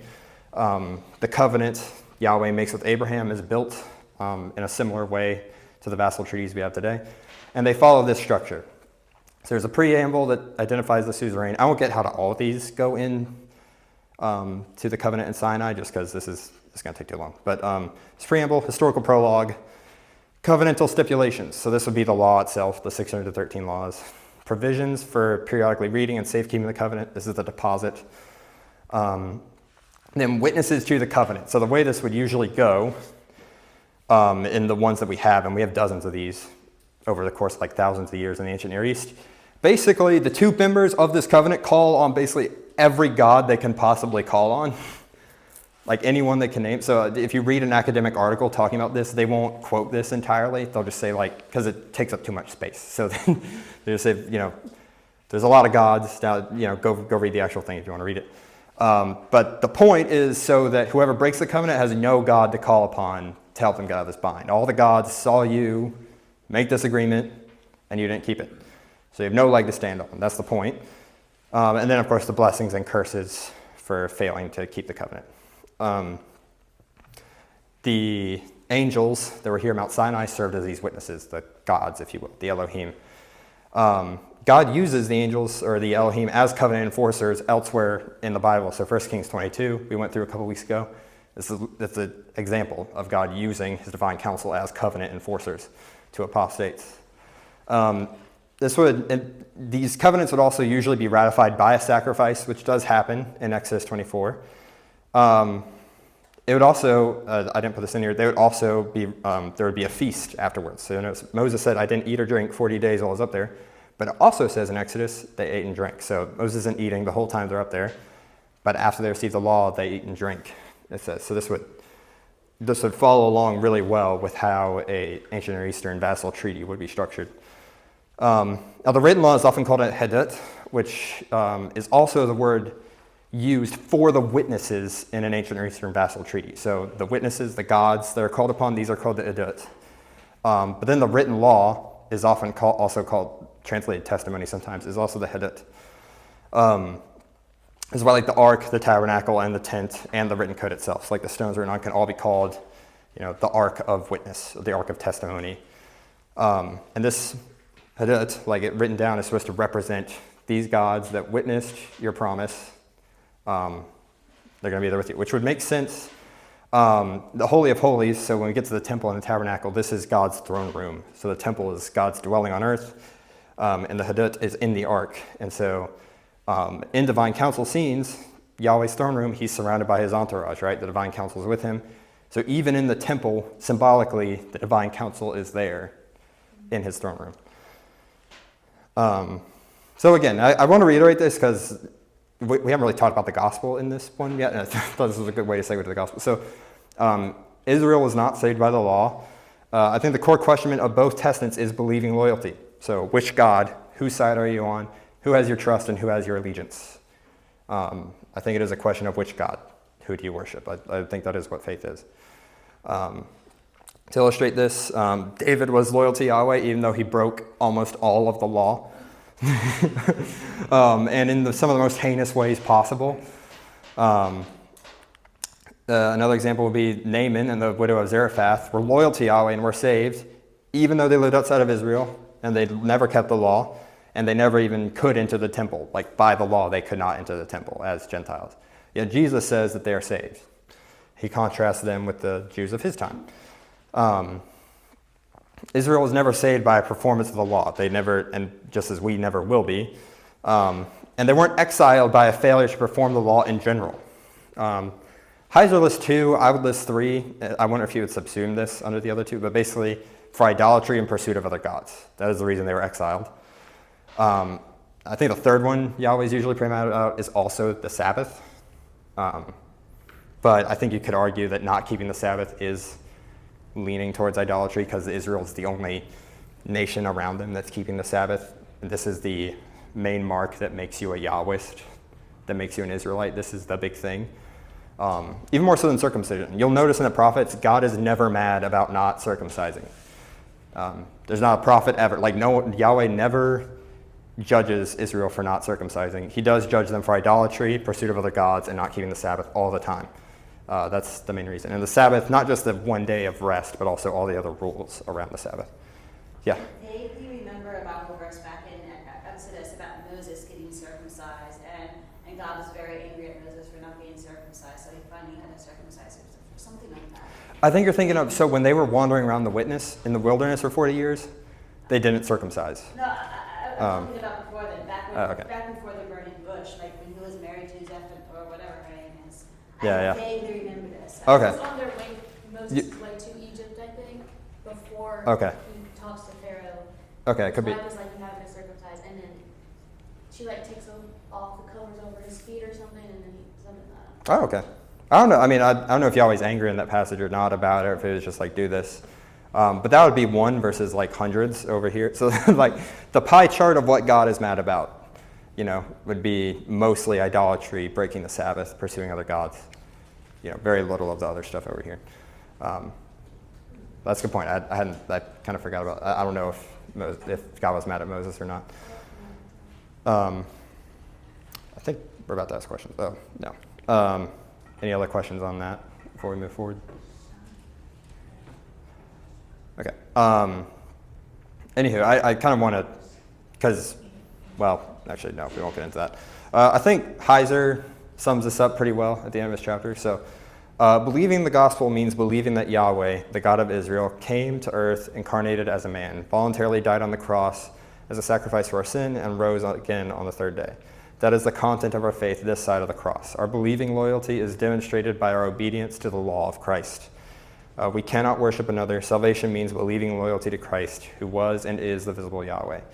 There is no salvation by any other name, and faith must remain intact. Personal failure is not the same as trading Jesus for another God, and God knows that. So we have one more section. Any other questions on this before we move along? I would love to have ended on that note, but Heiser threw this extra chapter in there, so here we go. The law is in the Torah, so they weren't meant to be a means of meriting salvation. You'll notice a theme with them is they are centered around holiness. Holy means to be set apart, and they have a lot to do with the temple, so gaining access to God's presence. The temple, or the tabernacle before it was a temple, was Yahweh's home. It was supposed to be the new Eden. And that's why it's full of Edenic imagery. So there's all this mountain garden symbols, like Eden was. The menorah represents the tree of life. The cherubim are God's throne. Like the cherubim literally form his throne in the Holy of Holies, which are in the garden, and they're also in other throne room scenes. The entrance to the temple is from the east, just like it says the entrance into Eden was from the east.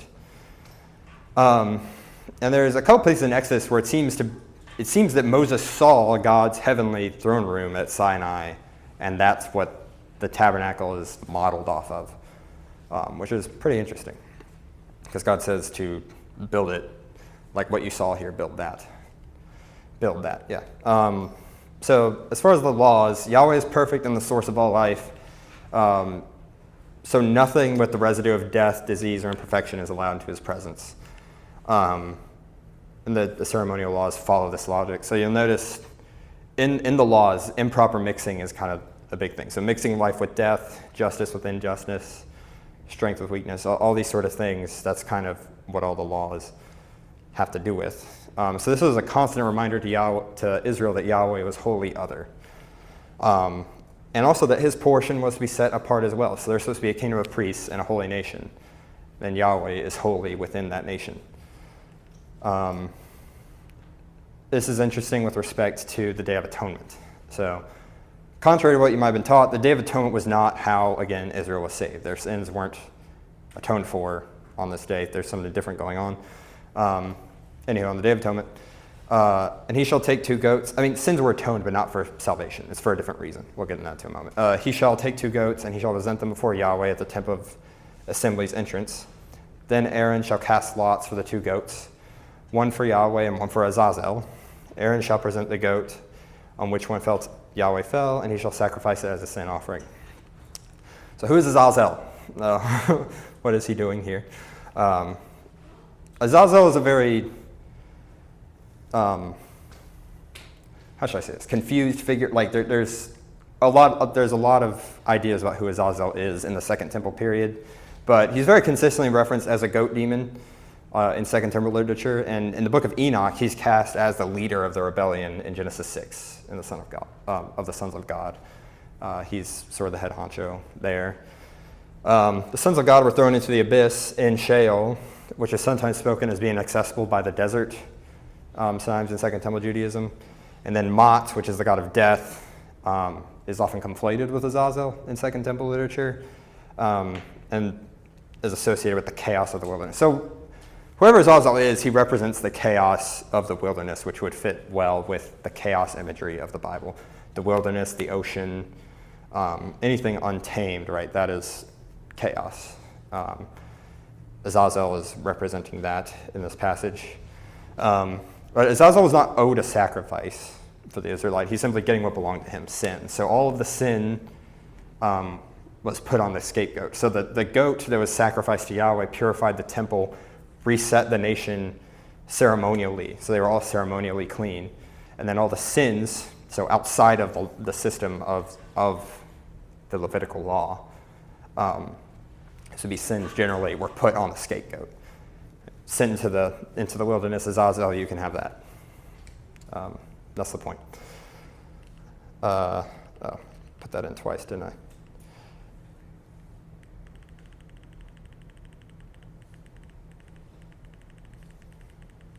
Questions? This is it, by the way. So this is any questions about how this all fits together. Now would be the time. Believe it or not, I cut stuff out of this. There's some stuff I honestly didn't understand, so I just, yeah, not making it. So one sacrifice was to Yahweh for sin, and the other was to the scapegoat for sin? No, so one was to Yahweh to ritually clean the temple. So it purifies the temple and purifies the people to gain access to Yahweh's presence again. But the sin put on the scapegoat, like all of Israel's sin is put on the scapegoat, symbolically. And that just goes to Azazel, to this son of God that rebelled, this demon out there. Yahweh is having none of this. And this kind of, so Yahweh is the source of life, right? Yahweh is life. Is why all of Israel's everything is centered around the temple, especially out in the wilderness when it's the tabernacle being set up and torn down. Wilderness out there is death, right? So the sin is going as far away from Yahweh's presence symbolically as it can into the realm of chaos. So if all the sin is put on Jesus, Jesus is the scapegoat? Yes. That's why Jesus descended into Sheol. So he died the death we're supposed to die, and the death we all die is we won't go to Sheol, but everybody before him went to Sheol, which is where Azazel, right, and these sons of God would be imprisoned That's where it says he took the captives captive, the keys to death and Hades. He basically goes down there and steals death's lunch money. Preaches the gospel to the dead. Gets out of there. Yeah. Yes, All right, so Alyssa. you say that Satan, I mean, Lucifer was a snake in the first rebellion, and Yeah. Azazel was in the second rebellion. So It might be him. I don't know.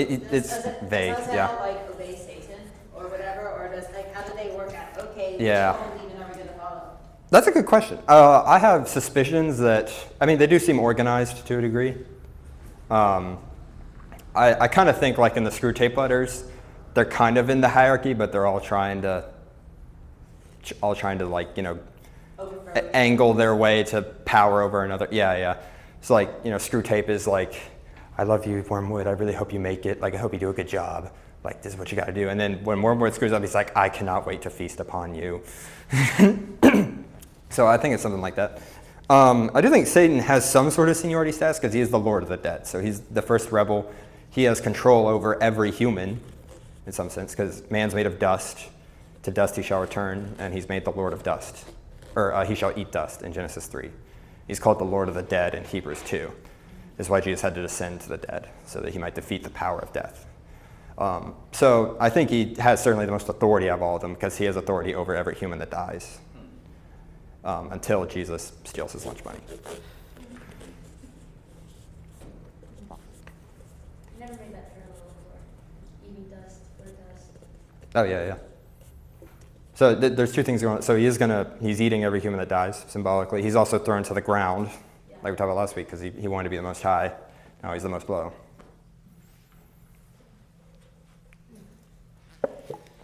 Yes, Thinking Sally. about names. Names were so important, and when we talk about the name of God, Mhm. are we talking about everything, all his perfections, everything, who he is? So, the names mean so much more than they do for us. for Mhm. example. Yeah. But how does that factor in? Like to the name being in the angel. Yeah, so the question is, what does the meaning of Yahweh's name mean to us? Sort of now? Yeah, and when you referred back earlier to the name of Yahweh Mhm. accomplishing things, Mhm. because that's all of who he is. Yeah. So this would have been good to include in the presentation. This is a good question. So Yahweh's name is in this angel that represents him, that ultimately is him. But Yahweh's name is also on the nation of Israel, right? So the priest, the priest that goes to the Holy of Holies, Yahweh's name is on his clothing. It's on his wrist, it's on his hands. This is why the name becomes so important in Revelation. So Jesus comes back with a tattoo, right, of the name all over his body, basically. Wait, say that one more time? Jesus what? Comes back with the name basically tattooed on him. It's on his thigh. It's in like 4 different places. I forget where. But I'm not making it up. It's in Revelation. Okay. Okay. So the way it's spoken about, so it says the name of God, the name of Jesus, there's like 4 ways that this name is described, and it becomes pretty obvious it's Yahweh, or Jesus' name, who is Yahweh. But the stone that we're all given, that is a name no one can read, yes. But the thing is that stone is described the same exact way that Jesus' name is described. So it's clear the name is God's name. It's not we don't have all a different name. The name we're all secretly given is God's name. And this has to deal with imaging God. So we are God's representatives on earth. So we all have his name in us. This is why the mark of the beast is a thing. So the mark of the beast is anybody who is not on God's team. So it's not something you can accidentally get on yourself. It's the name of those who believe and worship the beast. So if you believe and worship God, you are God's son. You are God's daughter. You represent him. You image him. You bring order to chaos. If you believe and worship the beast, you are an agent of chaos, a proxy of chaos. His name is on you. So that's the beast's mark. Basically, you could think of the name as the Shema. So, hear, O Israel, the Lord your God, the Lord is one. Love the Lord your God with all your heart, strength, and mind. The mark of the beast is like the anti-Shema. So if you're doing that, you are imaging Yahweh. If you're doing the Shema. If you're not, then you're imaging the beast. There's no in between. This is the thing, right? So our believing loyalty. Which God are you loyal to? You're either loyal to Jesus or anything else. There's no I'm neutral here. You either have the mark of the beast or you have God's name. Revelation 19, for when it talks about the name on his thigh. Excellent. Awesome. And it's Exodus chapter 4 where it says God sought to kill Moses because his son had not yet been circumcised. Oh, wow. Okay. Interesting. That does go on the pie chart then of what God is mad about. A little sliver, but it's made it in there. I don't think that the text says that it was because of that. Okay. So Oh, okay. It says, so I'm just reading from like Exodus 4, it says, and it came to pass on the way at the encampment that the Lord met him and sought to kill him and friend Moses. Then Zipporah took a sharp stone and cut off the foreskin of her son and cast it at Moses' feet and said, surely you are a husband of blood to me. So he let him go. And then she said, you are a husband of blood because of the circumcision. So the reason why Zipporah said you are a husband of blood was because of the circumcision. But that statement does not refer to an explanation for why the Lord met Moses and sought to kill him. Oh, okay. Then that begs the question, why didn't God want to kill Moses? Well, the text doesn't say. Interesting. Why wouldn't the text say? The- Because like, if Yeah. God goes out of his way to say, okay. I don't know. I don't know if that connects to all the time Moses talks God out of destroying Israel. So this has to do with, we cited a few passages about God's name, his reputation in that context being connected to the Exodus event. So all these times when God's just going to annihilate Israel, whether it's in the Exodus or later. But there are a few times when Moses talks God out of it. Basically, God's like, I'm going to destroy everybody and restart with you, Moses. And Moses is like, won't the other nations? And the gods be like, Yahweh couldn't get his people out of Egypt. He killed them in the wilderness. Aren't they going to notice this? And that'd be a problem, So I wonder if this is Moses' first shot at I don't know, it's speculative, but of talking himself out of death. Literally Zipporah Yeah. throwing something essentially at God's feet to prevent him from killing her husband. Oh, okay. I think that's what's happening, just like verbatim. So it's like a I don't think sacrifice, that sort of. It's therefore like necessarily correct to infer that God tried to kill Moses because there was a circumcision that was lacking, because that's not in the text. That's Okay. the idea that's imported into it. Circumcision is off the pie chart again. We look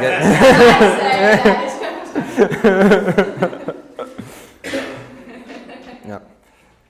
Any other questions? Yeah, Tom. So if this idea of two Yahwehs was commonly held by the Jews, Yeah. it seems like that should have made it easier for them to be okay with the idea of Jesus being God. Yeah. What are your thoughts on? It seems to me some were okay with it and some weren't.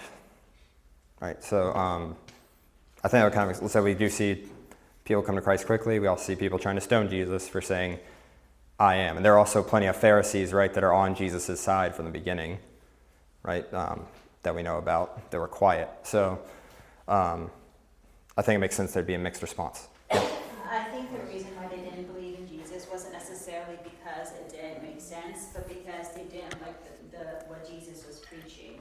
Like I imagine, because like they were rooting for, okay, the Son of God's gonna come, he's gonna liberate us from the Romans, and then Jesus was like, several days I'm gonna die. So it didn't make sense. They didn't like this, and he was not what Jesus was. And there are lots of other fake messiahs around that time too. Yeah. And I imagine a lot of them gained more traction because they're more in line with what people expected.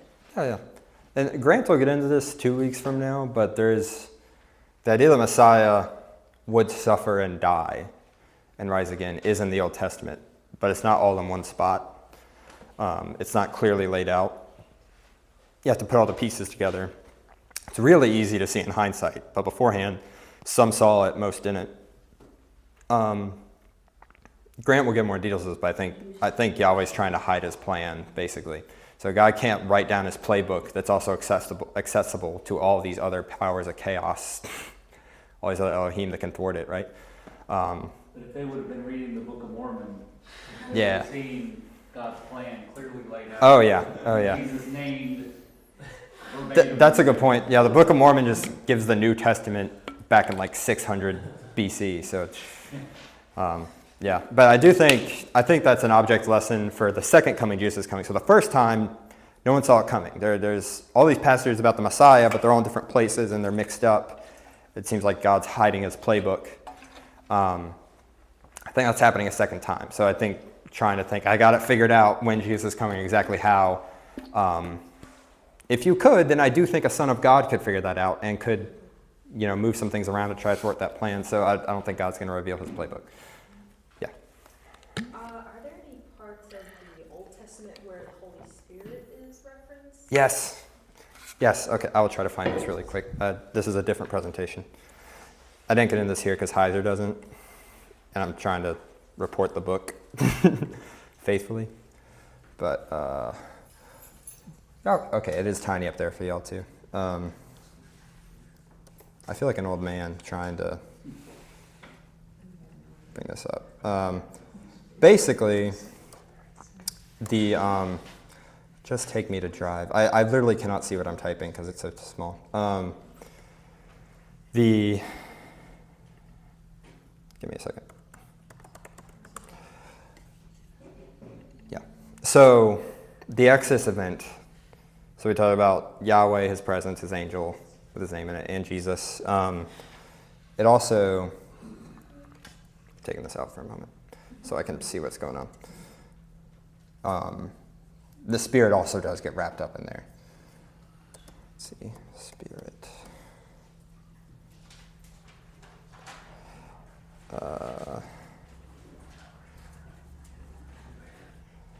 One moment. Yeah, and this will be like one more question. Okay, so this is a lot, but in Isaiah 63, the Exodus is retold poetically, and also it goes to the Exodus and then also them rebelling in the wilderness. But it says, but they rebelled and grieved his Holy Spirit. So we can take the all caps out of here because it's true, but it's cheating a little bit. So we'll just say Holy Spirit. But then over in Psalm 78, the story is retold again. And it says they rebelled against the Most High. And then it says they grieved him in the desert. So they rebelled and grieved the Most High, but they also rebelled and grieved his Holy Spirit, which you can't grieve something that's not a person, right? So that seems to be a suggestion about the Spirit, but there's way less about, I don't have that up there. What am I doing? I'm so sorry. Here I am holding the HDMI cord, being like, are y'all seeing this? All right, there we go. Okay. Isaiah 63, they rebelled and grieved the Holy Spirit. Isaiah 78, they grieved and rebelled against the Most High. But again, you can't grieve a person. I guess you could rebel against a non-person, maybe. I don't know. But the same language is used of God's Holy Spirit as also the Most High. So that's a suggestion. That's not really a proof text.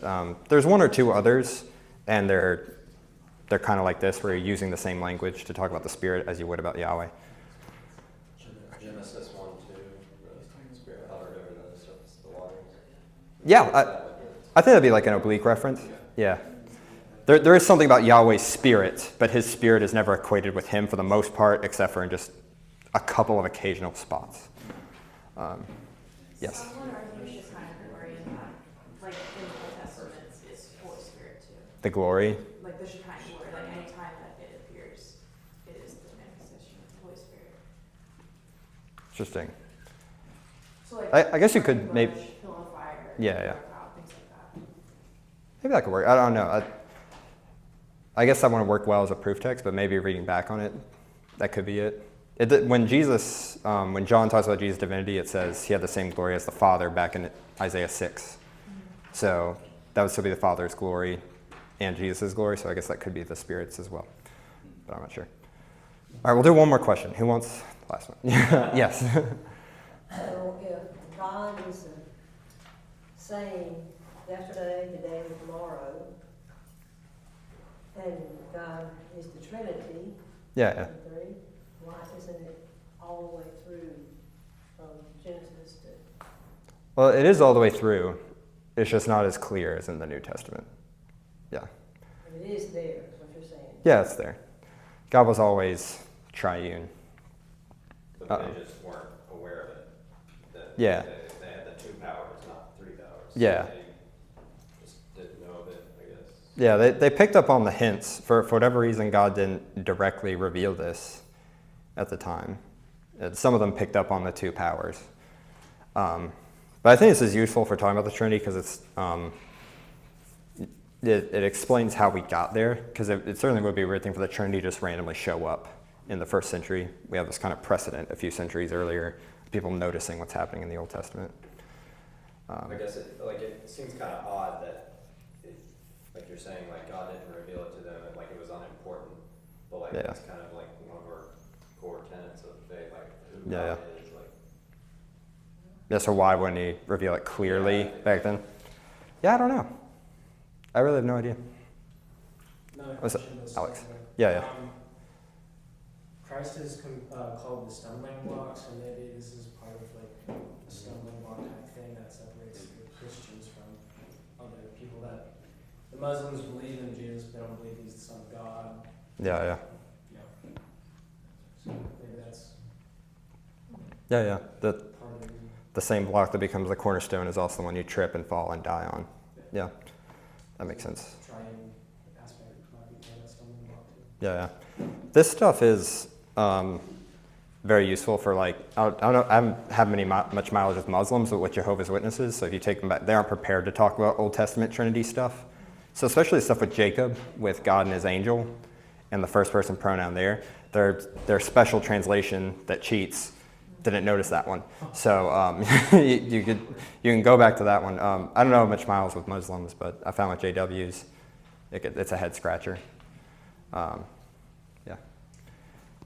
haven't put a whole lot of thought into this, but it could also just be based off the people groups they're talking to, because like the whole Old Testament is walked through, like, it's all in Hebrew and a little bit of Aramaic, but like, it's Jewish culture, and then the New Testament, we now are adding different people groups into that, and so like, could it be just that maybe he doesn't see it as important to stress this Trinity to the Hebrews as it is to the Greeks? That's a good question. So maybe, is it better to reveal it to the Greeks and the Hebrews? It might be more advantageous. Yeah.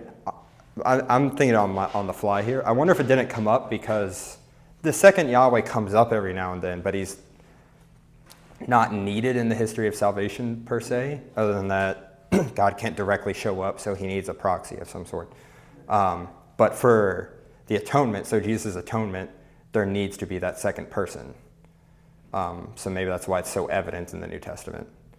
Like the second person accomplishing the atonement and the Spirit applying it. Yeah. Maybe with all the events of the Old Testament, you don't really need to be talking about it. Yeah, so like the So, Spirit is maybe. still in the Old Testament, we see it. I mean, like Yeah. the concept is used, but like, once you get to the New Testament with Jesus' death and resurrection, that becomes more of a front piece, I guess. Yeah. Yeah. Yeah. It's fun to speculate on. I really have no idea why it's not more clear. Especially with the Holy, Yeah, you can go first and then I'll call on him. Yeah. I think especially with the Holy Spirit, there's something to be said with like, it talks about how we're given like wisdom and understanding when we receive him. Yeah. And people prior to Christ's death and resurrection wouldn't necessarily receive that. Like they would be anointed, you know. Yeah. But it wasn't as much of like a personal relationship with God. Oh, that makes sense. Yeah. So like the revealing of what he was like and how he acts things differently than Also, at this point in history, we are the temple of God now, right? So the Spirit is with us. So the God's house is not a specific part in the world. That's why we're sent, actually, right? It's because we are the presence of God, both in the sense of imaging him and also being his temple. So it makes sense the Spirit would be more of a front piece there. Whereas in the Old Testament, the Spirit's given to specific people at specific times, but not necessarily to everybody, because God's presence isn't in all of them in that way. All right, we'll do one more. Yeah, after all these years, I'm grateful to finally learn that Jesus finally went and got my lunch money back. That's pretty funny. Yeah. All right, well, sweet. All right, if there are any other questions, we can talk afterwards. Thank you guys for getting through that. That was a lot of random stuff, but I think it'll pay off for the rest of the book. The themes seem to be a lot more clear the rest of the book. I think this one was kind of a hodgepodge of stuff that's going to be useful later. So, all right, I'll pray. God, you're an awesome God. Thank you for blessing us with this opportunity to study your word in community. Thank you for your Son. Died for our sins, defeated death, and is now crowned King over the world. We pray that your presence would continue to spread, Lord, that you would continue to conquer, and that we would image you well. Thank you so much for this group of people. I pray that you be with us as we go out today and help us grow in grace and love. In Jesus' name I pray. Amen.